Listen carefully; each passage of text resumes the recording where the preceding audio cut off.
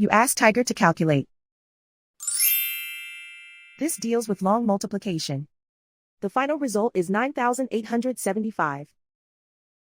Let's solve it step by step. Rewrite the numbers from top to bottom aligned to the right. Multiply the numbers using long multiplication method. 5 times 5 equals 25. Because the result is greater than 9, carry the 2 to the tens place. 2 plus 7 times 5 equals 37. Because the result is greater than 9, carry the 3 to the hundreds place.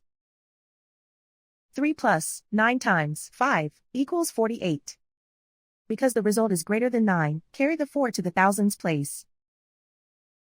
4 plus 1 times 5 equals 9. And so the final result is 9,875.